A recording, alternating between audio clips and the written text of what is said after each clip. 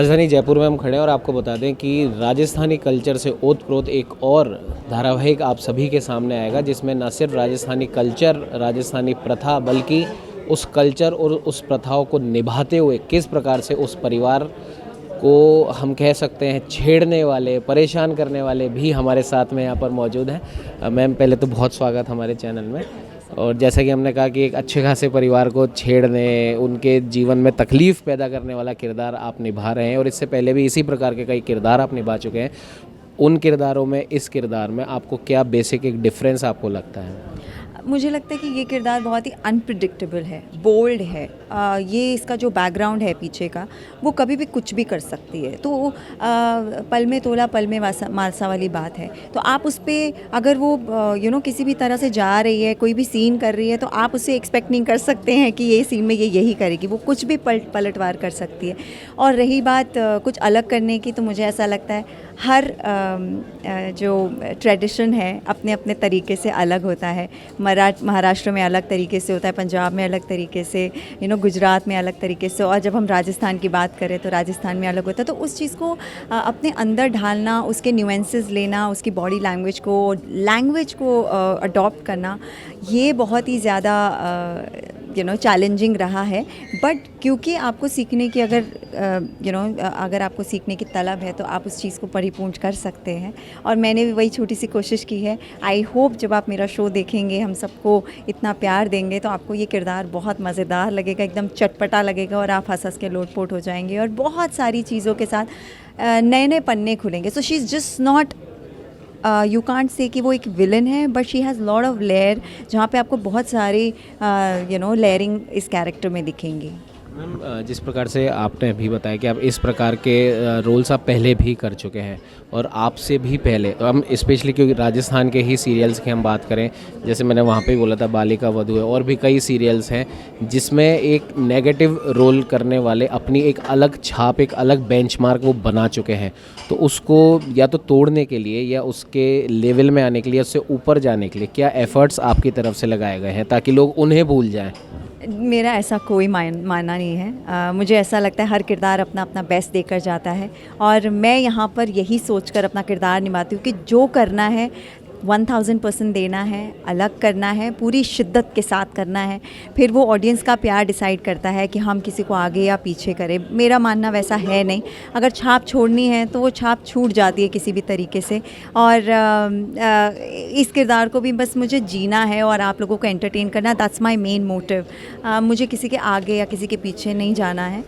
मैं बस अपना काम बहुत ही शिद्दत से और एकदम 100% ऑनेस्टी के साथ निभाना चाहती हूँ, ताकि मेरी ऑडियंस मुझे जिस तरह से पहले प्यार करती आई है, वो इस तरह से प्यार करती रहे। खास इंस्पिरेशन लाइक विलन्स में टेलीविज़न, हाँ, मुझे टेलीविज़न में मैं उर्वशी मैम को बहुत मानती हूँ, बिकॉज़ आई थिंक उन्होंने हर नेगेटिव किरदार का एक पोर्टल खोला था। हम जब भी किसी ऑडिशन में जाते थे, हमको यही ब्रीफ किया जाता था कि आप इस शो की कमौलिका हैं। तो ये बहुत ही बड़ा एक कॉम्प्लीमेंट है उनके लिए और हम सब के लिए कि उन्होंने हमारे रास्ते काफ़ी खोल दिए हैं। एंड ऑल्सो मुझे सुधा चंद्रन जी बहुत पसंद है। उनके साथ मैं मैनिफेस्ट करती हूँ कि कभी मौका मिले उनके साथ काम करने का, उनके साथ स्क्रीन शेयर करने का। तो these are the 2 villains that I really thoroughly love. तो जैसा कि हमने आपको बताया, राजस्थानी पृष्ठभूमि पे आधारित एक नया और एक नई ऊर्जा लेकर एक सीरियल आप सभी के सामने आ रहा है। उस शो की जो मेन लीड हैं गौरी हमारे साथ यहाँ पर मौजूद है। गौरी, आपके जो प्रोमो हमने देखे, तो कहीं ना कहीं राजस्थानी पुराने कई सीरियल भी हमें याद आए, और साथ ही साथ हमें याद आया, आपने उल्लेख भी उसमें करा है महाभारत में कुंती का।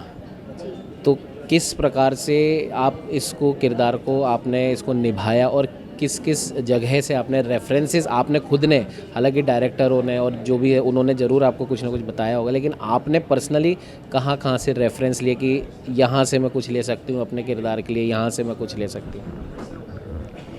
मैं ये कहूँगी कि सबसे ज़्यादा रेफरेंसेस जो आप बोल रहे हैं, तो वो तो राजस्थानी सीरियल्स के मैंने रेफरेंसेस लिए हैं, जैसे कि बालिका वधू, क्योंकि वो राजस्थानी बैकड्रॉप है पूरा, लैंग्वेज राजस्थानी है, तो एक आइडिया मिल जाता है कि हमारे दिमाग में एक एक पिक्चर बन जाती है, उससे फिर ये किरदार निभाना उसमें मदद मिलती है, तो मैंने वो ज़रूर किया है। पर रही बात मेरे किरदार की पर्टिकुलरली, तो घेवर का जो किरदार है उसमें बहुत अलग से नुआंसेस हैं। और जैसे कि आप प्रोमो में देख रहे हैं ना, वो बोलती है कि फिर भी मेरे हिस्से में एक माँ की जिम्मेदारी आई है। तो आप देखेंगे स्टोरी में कि माँ तो नहीं हूँ मैं, लेकिन फिर भी जो जिम्मेदारियाँ एक माँ निभाती है ना, वो जिम्मेदारियाँ मैं निभा रही हूँ। I am not biologically a mother, मैं बायोलॉजिकली उनकी माँ नहीं हूँ, जो बच्चे हैं उनकी किसी तरीके से भी मेरा कोई रिश्ता नहीं है उनके साथ, फिर भी वो जिम्मेदारियाँ मैं निभाती हूँ। तो उससे मुझे ये समझ में आया कि जो एक मदरली इंस्टिंक्ट होती है वो आना भी बहुत ज़रूरी है। तो जो मेरा पहला शो था उसमें मैंने एक माँ का किरदार निभाया, तो उससे ही मैंने अपने पुराने एपिसोड्स देखकर भी मुझे काफ़ी हेल्प मिला कि मैं कैसे उस चीज़ को थोड़ा सा करके ना अपने हिसाब से ऐड कर सकती हूँ इस कैरेक्टर में। तो ऐसे थोड़े थोड़े रेफरेंसेस एक एक जगह से मैं लेती आई हूँ। और क्योंकि आप लंबे समय से आप इंडस्ट्री में हैं और आपकी मदर एक बहुत सक्सेसफुल क्या बोलते हैं मोटिवेशनल स्पीकर हैं, स्टेज एंकरिंग वो करती हैं, जी बिल्कुल। तो श्वेता जी की मैं बात कर रहा हूँ, तो उनसे भी क्या आपको कुछ सपोर्ट मिलता है? आपके जो भी किरदार हैं उनके बारे में क्या उनसे आप हेल्प लेते हैं? मेरी माँ मेरी लाइफ में one of the biggest supporters हैं। दोनों मेरे माँ और मेरे जो पिताजी हैं दोनों। और मेरी मम्मा का तो बहुत ख़ास रिश्ता है, क्योंकि वो एंकरिंग करती हैं, वो स्पीकर हैं, पब्लिक स्पीकर हैं, और वो एक्टर भी, उन्होंने थिएटर भी किया है, विच इज़ वेरी टफ़। मेरे हिसाब से वो टफ़ेस्ट मीडियम है एक्टिंग का, और वो सब वो कर चुकी हैं और इतने बेहतरीन तरीके से उन्होंने निभाया है ना, तो उनसे मुझे काफ़ी कुछ सीखने को मिला। जो नॉलेज है हर एक चीज़ के बारे में, हर एक फील्ड के बारे में, जब वो स्टेज पे बोलती हैं तो वो पता चलता है कि उन्हें नॉलेज है, और तभी जाके वो एक चीज़ बोल पा रही हैं या एक टॉपिक के बारे में कुछ डिस्क्रिप्शन दे पा रही हैं, उसके बारे में एलैबोरेट कर पा रही हैं। तो वो मुझे हमेशा से उनसे सीखने को मिला है, और she is always been an inspiration for me. तो मुझे तो काफ़ी उनसे मतलब मेरे ऊपर बहुत प्रभाव है उनका, और मैं बहुत प्राउड फ़ील करती हूँ जब भी मैं उनके बारे में बात करती हूँ। तो मैं यही चाहती हूँ कि मैं उनसे और सीखती जाऊँ, और पब्लिक स्पीकिंग के बारे में भी अपनी भाषा को और इम्प्रूव कर सकूँ। उनका जो हिंदी साहित्य में है वो बहुत कमाल का, उनका उस पर पकड़ है, हिंदी पर भी, सारी भाषाओं पर उनकी पकड़ बड़ी कमाल की है। तो मैं उनसे बहुत वो सीखना चाहती हूँ, और सीख रही हूँ अभी भी। कभी जैसे हमने ज़्यादा तो नहीं लेकिन कुछ शोज़ हमने उनके भी देखे हैं, तो जिन पावरफुल लीडर्स के शोज़ को वो स्टेज पे एंकर करते हैं, तो क्या कभी मन में आया नहीं कि मैं मम्मा को बोलूँ कि मेरे को मोदी जी से एक बार मिलवा दो, कि इस तरह की कोई बात? ऐसे तो बोला है, और मैं गई भी हूँ उनके साथ में। तो उनके कार्यक्रम में मैं बहुत बार उनके साथ जा चुकी हूँ, क्योंकि मैं तो बहुत ऐसे थी कि नहीं, मुझे हमेशा मेरी मम्मा के साथ रहना है, तो मैं तो हमेशा उनके साथ में जाती थी जहाँ जहाँ वो जाती थी। और मुझे इतना अच्छा फ़ील होता था जब मैं देखती थी स्टेज पर मेरी मम्मा को बात करते हुए, और सब लोग जब इतना उन्हें अप्रिशिएट कर रहे हैं, उनकी आवाज़ को, उनका जो ओरेटिंग की उनकी स्किल्स है उसको, तो मुझे बहुत अच्छा फ़ील होता था। और मैंने उनसे कहीं ना एज एन ऑडियंस जब मैं उनको वहाँ बैठ के स्टेज पे उनको ऑब्ज़र्व करती थी, उससे भी मैंने बहुत कुछ सीखा है। राजस्थान में आपको कैसा लगा? राजस्थान में तो मुझे बहुत अच्छा, मतलब ऐसा नहीं लग रहा मुझे कि मैं कहीं बाहर आई हूँ।